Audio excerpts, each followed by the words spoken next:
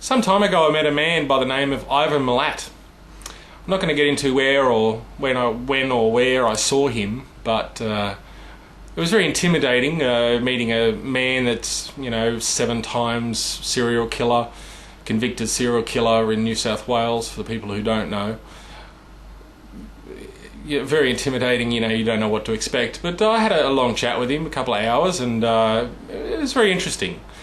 These are the words that he has to say, and these are not my words, but I'll put my words in after it. He said that his case was misrepresented. You got to remember, this is a man that is a solicitor, speaks French, was a wealthy businessman, and was someone that was a part of the public. The media seems to make him out as being some sort of hillbilly gun collecting person, and from what media and court transcripts I've seen, a lot of it seems to go back to guns, and he was a gun collector, and oh yes, he shot guns, and oh, he had a big collection of guns, and police seized guns and everything. It's like, what, if he had a license for it, or even if he didn't, it doesn't make him convicted. But anyway, what else do you have to say? So along with all these, his solicitor and French and doing everything that he's doing, I asked him, well, so what happened with your case? Why did you lose, and are you guilty, and so on, which was the big question I suppose everyone would have to ask him. And he said that no, he didn't do it. But you can see, I'll stay with his words for now. The evidence that was gathered, the way he said it was, police did a raid on his house. They searched for like half a day. They didn't find one scrap of evidence. They didn't find anything at all. No backpacks, no nothing in his house, anywhere. He went out later on after they left the house alarm on. About an hour after he left, the house alarm went off. Someone broke into the house, and he rang up the police and said, someone's breaking into my house, please, come over and sort it out, as you do. And then the police came over and found all these backpacks and evidence. So, how do you get, one search and then the second search after a break-in?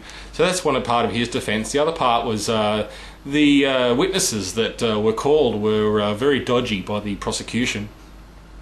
And the prosecution would call a witness and say, okay, so you saw Milat, and I think this is the UK backpacker that did survive this ordeal, and he was asked, okay, so you saw Ivan driving this car, did you? Yeah, okay, please identify the car. And he got the identification wrong, and along with other witnesses, they got the identification of the car wrong. So I mean, if you don't know what the car looked like, how can you say it was him? So that was another good part of it. But I think the main part of it that also worries me a lot, and as worries Ivan and his supporters, is the fact that the jury was, you're supposed to have, 12, 13 jury members, and he had 7, maybe less. All the jury people kept on dropping out, and they couldn't get, the people to replace them, so he was convicted with, I think it could have been less than 7, but I think it was 7 jury members, which is just not fair. I mean, I can understand that running another legal case would be rather expensive for him, for the Crown, but it's just not. How do we know that he was guilty party if we didn't give him a fair trial? And all his convictions now have been, squashed, and so he's got no chance of release.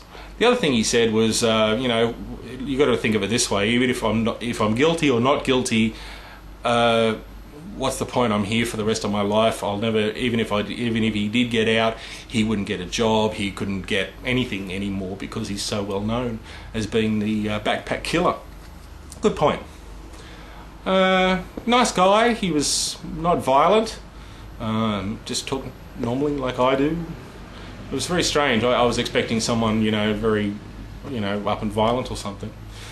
My thoughts on this is, I don't know, I'd like to see a proper court case. I don't think he was tried properly, and I don't know if he's guilty or not guilty, but I can see that something's gone wrong in the court process. I believe he probably didn't do it by himself, and I think he had people helping him. Or you know, one of his family was involved in it for sure. Whether it was him or not, I don't know. But I think he deserves a fair trial, and that's not what he's getting. So it's unfortunate that you know, one of Australia's, you know, biggest serial killers didn't get a fair trial.